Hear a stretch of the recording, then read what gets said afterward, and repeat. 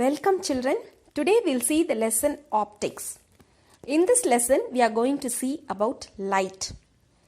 We all know light is one of the very essential part because without light nothing is visible. I think you are all aware of it. Light is a form of energy which travels in the form of waves. It is a form of energy and it always travels in the form of waves. The path of light is called as ray of light, and this ray of light, when it is in a group, it is called as beam of light.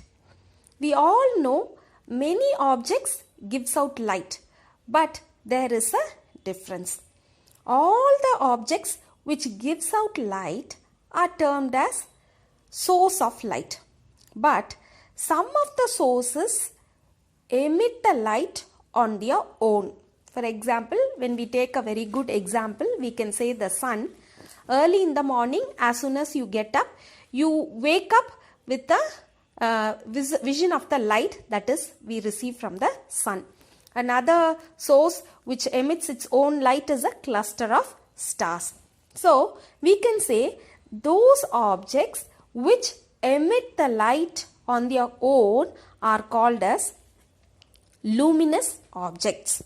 These are called as luminous objects, and sun and star are very good example of luminous objects.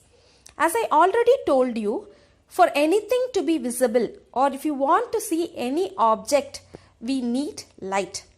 For example, I am going into a room in search of an object. I want that object. If that room is dark, sure I won't be able to find the object. So we take something such as a torchlight in order to search the object.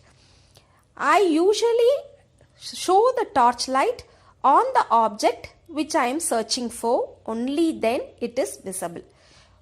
If I show the torchlight to my eyes, will the object be visible? No, it is not going to be visible. So, only when you show the object, the light on the object, and the light is made to fall on the object, the light reflected from the object is viewed with the eyes. Only then the object can be seen.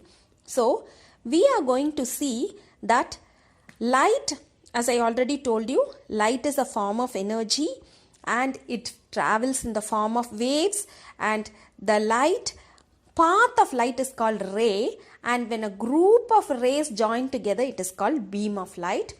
And the sources of light, when it emits its own light, it is called as luminous objects, and the best example is sun and stars. Okay, next we'll go and see what are the properties of light. As I already told you, light is a form of energy, and the second thing, as we already discussed, light travels in a straight line. Next, very important is, light does not need any medium for its propagation. That is, it can even travel through a vacuum. Last year in 9th standard we have studied that when we come to sound needs a medium for its propagation. For example, the bell jar experiment where it is vacuum, when sound is there, you won't be able to hear the sound. But in the case of light, it is not like that. In light, it does not need any medium for its propagation. The sunlight comes from the sky to the down, and there is a lot of vacuum area where the sunlight travels, but it travels through the vacuum. So, light does not need any medium for its propagation. The speed of light in vacuum is 3 into 10 to the power of 8 meter per second. It's very, very fast. Since light is a form of wave, it has two important characteristics. That is, it is characterized by the wavelength and frequency, and this wavelength and frequency are related. That is, the product of the wavelength and frequency gives the velocity of the light. Okay. Next, the sixth important point, if you see, the light is of different colored as it has different frequencies and different wavelength. As I already told you, light is a form of wave which is characterized by both wavelength and frequency, and based on its wavelength and frequency it is of different colors, among which we can say the visible light, violet light has the lowest wavelength and red has the highest wavelength. That is why in traffic signals the red color is used, because it has a very high wavelength. You can view the red light from a very long distance and the people stop at viewing the light at a very long distance. So when the signal red falls, each and every person, even if they are very long, they are able to see the red light and they stop the vehicle there. Last point, when light is incident on an interface between two media, for example, it may be an air medium and a water medium. It is partly reflected and partly refracted. So when the ray passes from one medium to another medium, then there is two types of reaction. That is, it is partly reflected and partly refracted. Okay, next we'll see what is refraction of light. As I already told you, when a ray of light travels from one transparent medium to another, then the path of light slightly undergoes a deviation. So this deviation of ray of light is called as refraction. For this, we can take a very good example where when you take a beaker of water and you place a pencil or a stick, you can see that it looks somewhat slanting inside the glass vessel. This is because the ray of light passes from the air medium to the water medium. So there is a slight deviation and it looks as such. Refraction usually takes place due to the difference in the velocity of the light in the different media. That is, water has a different velocity and air has a different velocity, and this difference causes the refraction. The velocity of light is more in the rarer medium and less in the denser medium, and hence the refraction of light obeys two important laws.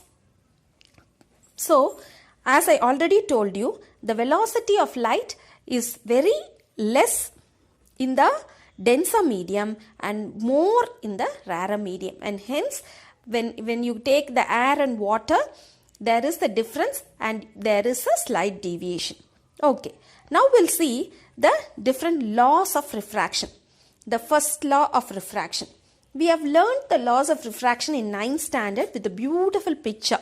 That is, you will be seeing that there will be a plane mirror which is marked with two letters. For example, I'll take M1. We are going to draw a ray AO, that is the incident ray on the plane mirror. This ray will be reflected and the reflected ray will be drawn as OB. Okay, so between AO and OB, we are going to draw a perpendicular line ON on the plane mirror. So here, as I already told you, AO is going to be the incident ray, and opposite to this there will be a reflected ray OB.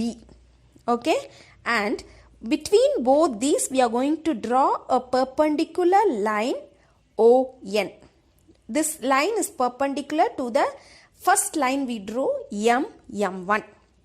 So the first law of reflection states that the incident ray, the refracted ray of light and the normal to the refracting surface all lie on the same plane. Again I repeat, the incident ray AO, the refracted ray OB and the normal to the refracting surface ON all lie in the same plane. So this is the first law of reflection. What is the second law of reflection? As I already told you, when you are drawing the incident ray and reflected ray, An angle is made between the normal and the incident ray. So, this is called as the angle of incidence and it is marked as I. Similarly, this angle is AON. Okay. And next, again, there is the second angle which is between the reflected ray and the normal. That is NOB and it is marked as the angle of reflection R. So, you have two angles, that is angle of incidence and the angle of reflection. Here, the angle of incidence is equal to the angle of reflection. So, what is the second law of refraction? The second law of refraction is nothing but the ratio of the sine of the angle of incidence and the sine of the angle of refraction is equal to the refractive indices of the two media.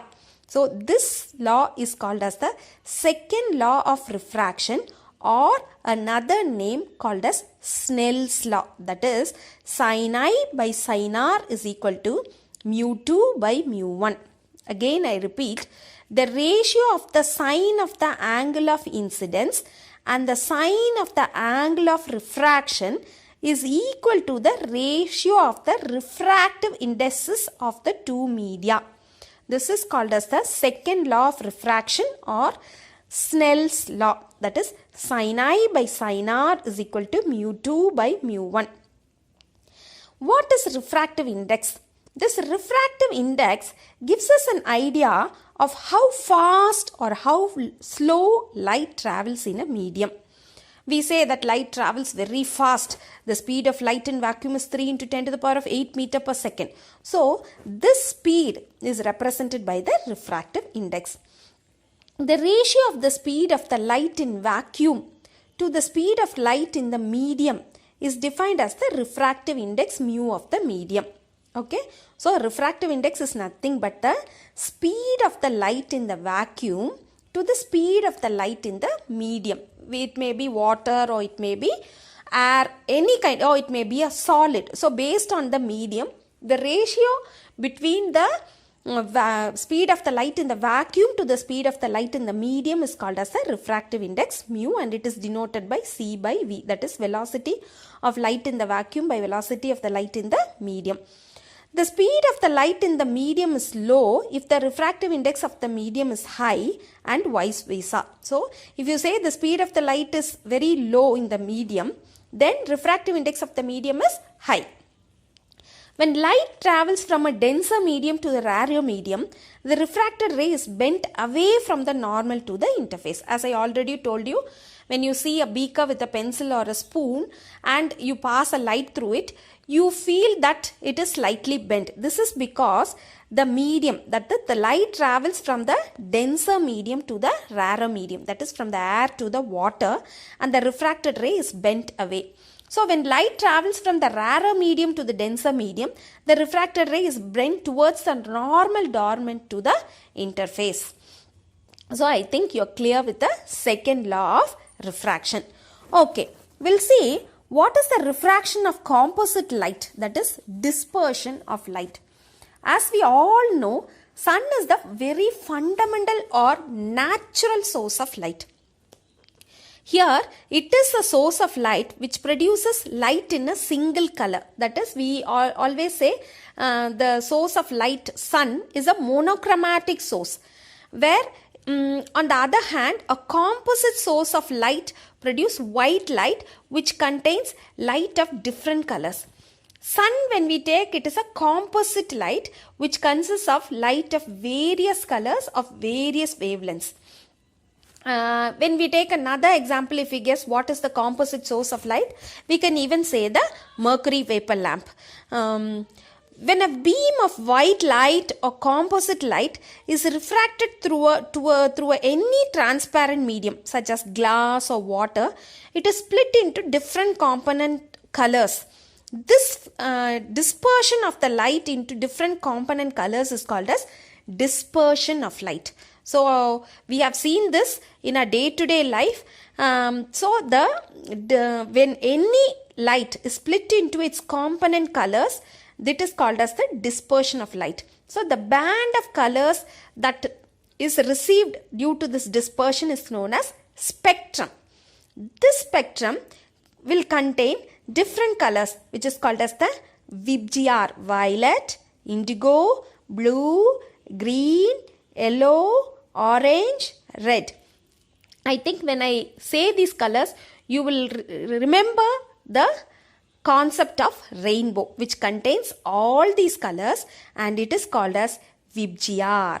So why do we get this dispersion of light or the spectrum of this colors when the white light is reflected through a transparent medium? Means because the different colored lights are bent through different angles, and that is the angle of refraction, which is different for different colors. So now we can understand that this dispersion of light or the spectrum of colors is due to the refraction of light, and the angle of refraction is different for different colors. So the angle of refraction is the smallest for red and the highest for the violet. From Snell's law, as we already derived, we know that the angle of refraction is determined in terms of the refractive index of the medium. Hence, the refractive index of the medium is different for different colors. This indicates that the refractive index of the medium is dependent upon the wavelength of the light, and hence we can see that different colors are dispersed at different wavelengths, and based on the dispersion we get the order of the colors of VIBGYOR. I think now you will be very clear with the concept of rainbow formation and the traffic, why we use red color in the traffic signals.